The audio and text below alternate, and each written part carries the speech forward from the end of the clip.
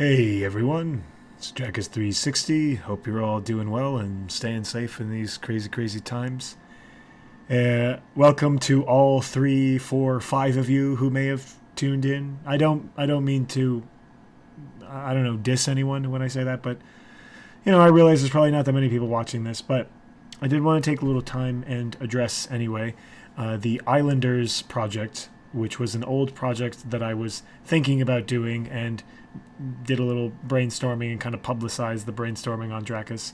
It's an old idea, and I never really addressed what the status of the project was for the channel, and so I wanted to do that here because the mock videos that I made with the 2020 mocks, I think I called it, two of those mocks, Toatava and Gorvok, they're both characters from Islanders, and it just seemed like a good time to kind of clear any mystery about where I stand on Islanders, what I think of it, and what its fate ultimately is or is likely to be.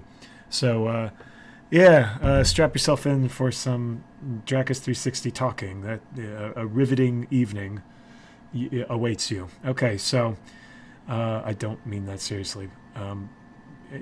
Self-deprecation. I don't know. So I guess I can just sort of start that the Islanders project basically emerged in response to the positive response I got many, many years ago when I first created the mock Volthaug.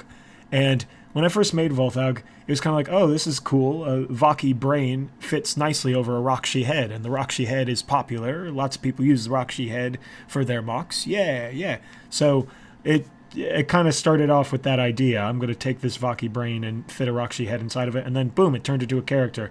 And I actually didn't have a whole lot of plans for Volthaug. I just said, oh, yeah, let's give him a funky name that has the kind of Germanic WV and then Thaug, I don't know, and it kind of turned into a dude.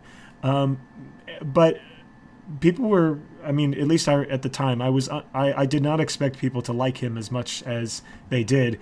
And as I looked at him, I was like, I kind of like him. And so unexpectedly, I sort of turned him into my self-mock, and somewhat hastily and thoughtlessly.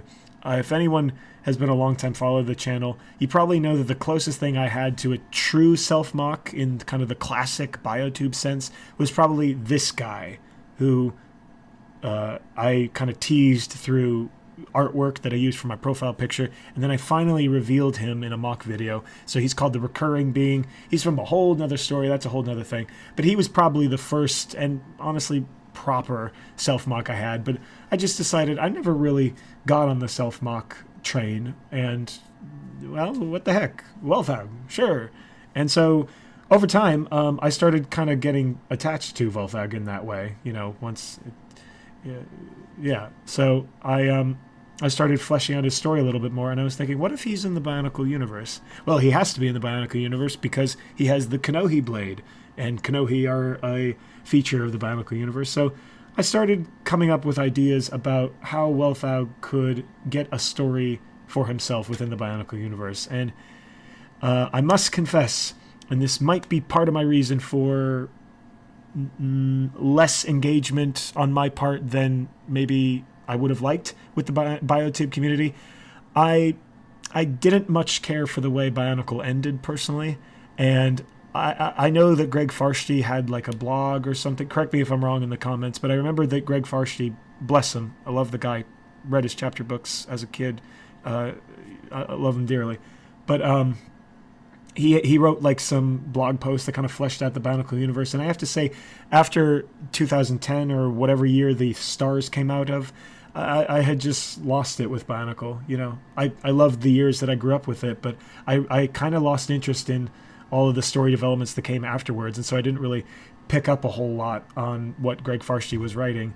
And that meant that my understanding of the Bionicle universe was not very sound. I know that he did some pretty, he added some pretty radical changes to the whole structure of the Bionicle universe that I only found out about years later, like the fact that spoiler, Avmatoran apparently turned into Bohrok in their lifestyle at some point in their lifespan. I remember when I first read that, I said, "What? What?" And then Velika, or the Pomatoran of the Voyanui. The video I'm publishing just finished. Okay, but the Voyanui Matoran, apparently he's like a great being in disguise. Like what? So lots of stuff that I just wasn't expecting, and it kind of said to me, if I'm going to make a story set in the Bionicle universe, I need to do a lot of research. I didn't want to do a lot of research. I was lazy. And so I said, well, what if I tweak it a little bit? What if it starts in the Bionicle universe with elements of the Bionicle universe I'm comfortable with and familiar with, but then it kind of turns into its own thing with a whole bunch of races that I came up with and a whole bunch of world mechanics that I came up with. And so that's essentially where the Islanders story began, imagining a kind of Bionicle parallel universe, which I know there's a precedent for that in Bionicle, but I was kind of doing my own thing, and I was very undisciplined about it. If I liked an idea, I kind of threw it in without much thought. And if I liked a character or liked a character's background, I kind of just threw it in without much thought. But I wanted to make it chiefly about Wolfhaug. And I think that was the problem. I wanted to make it about Wolfhaug, but I wasn't really sure what I wanted to say about him. And so the whole story, just all of Islanders, at least what I ended up writing on Custom Bionicle Wiki, which is a whole debacle I still kind of shudder at when I think about it.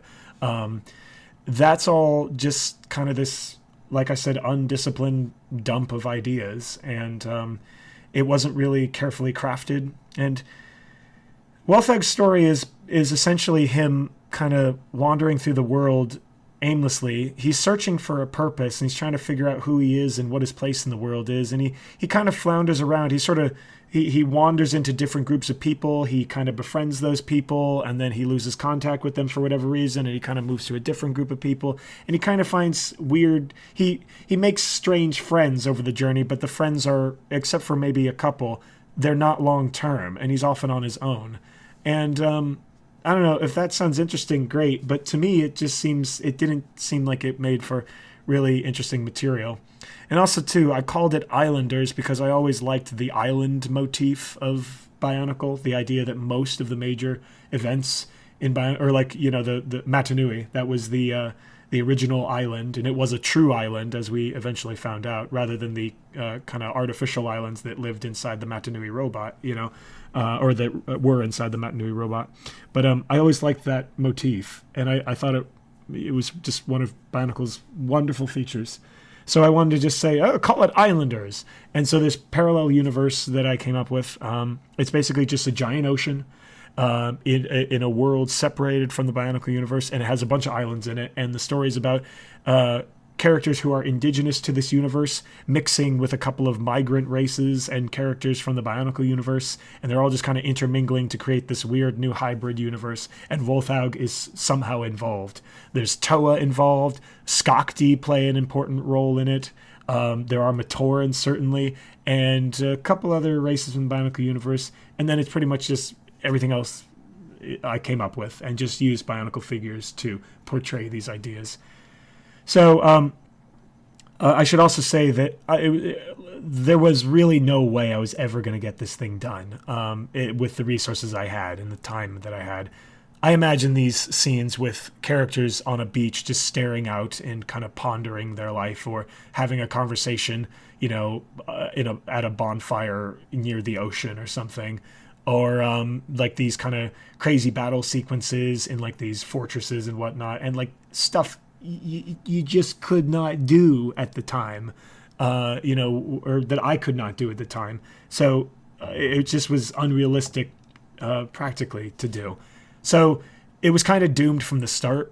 I would be lying if I said there wasn't a few things in it that I still kind of like and hold dear, but overall, very misguided, and kind of, when I think about it, a pretty cold story. A lot of the characters are kind of nasty. Like, they're not people that you'd want to hang around. That's okay for villains, but even some of the people that Wolfhaug, our ostensible hero, some of the people that he hangs around are just kind of scuzzy, and it gives me this unpleasant taste in my mouth. And I was also in my early 20s when I was thinking about that. And they say you do a lot of growing up and learning about who you are in your early 20s. And I threw in a lot of weird, weird stuff into Islanders during that development period. Like, the first thing that comes to mind is a character named Sadisma.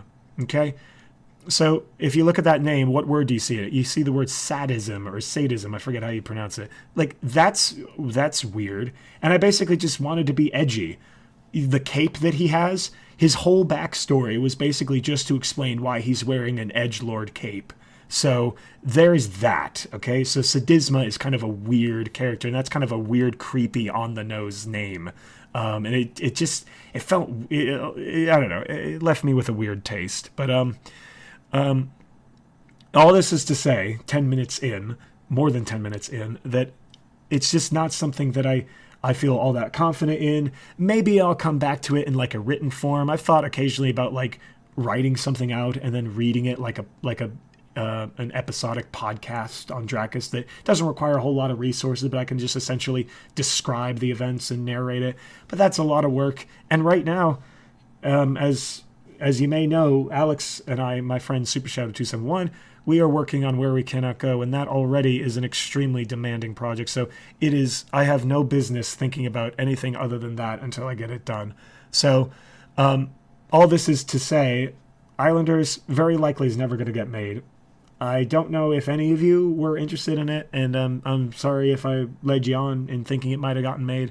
But at least in the series, video series form I imagined it in, no way it's getting made. Regarding the custom Bionicle Wiki stuff, that was a whole, like I said, debacle where I just, without reading custom Bionicle Wiki's rules and policy guidelines, I dumped in one night. I had prepared all the articles as like text documents, and then in a single night I just dumped it all on custom Bionicle Wiki. And here the admins look at it. I imagine the admins looking at it like, oh my god, this guy has thrown all this stuff onto our wiki, and a lot of it violates our policies. And so I imagined that they were like, what is this guy doing? So I think they're still up there, and to my knowledge, you can get them taken down, and I've thought about doing that, but I've taken down so much of my stuff from the internet, excuse making. So there is stuff technically about Islanders out on the internet, and you can look at it, I guess, but don't think of it as hard set in stone. And if it's weird or creepy or just bizarre to you, I don't know, realize that it was made by a kind of lost and strange 20-something-year-old, and these are just a collection of weird ideas that were circulating through my head. So, I guess I can just finish off by saying I have, as of this most recent mock video, it looks like there are 9 characters that I have released onto YouTube or shown onto YouTube that are related to Islanders. And they are, in no special order, Volthaug, Tava, Toa-Tava, Glizgis, Gorvok, Vizia, Azoth, Sadisma, changed his name, or not, I don't know, Dizyade, and then there's Ainzate, and Ainzate is actually a mock that my friend Inicalord, or Gonstead, however you know him, he just wanted to make a Threxy, which is Volthaug's species, and so he made a character, a female Threxy named Ainzate, and I decided to take my own stab at recreating her, and found a place for her within Islanders. So I did show her in one of my mock videos, and she is part of Islanders, but even the title Islanders, sorry if my voice is a little hoarse, I've been doing more talking than I normally do, but even the name Islanders, that there wasn't a whole lot of thought as to why that should be the name. What does that say about this universe? I don't know. I like the island motif, and it seemed like an easy title, so boom, there it is. So this is quite a lot of talking for a fan-fictional story. And if you're still listening, I'm grateful to you, and thank you for your time.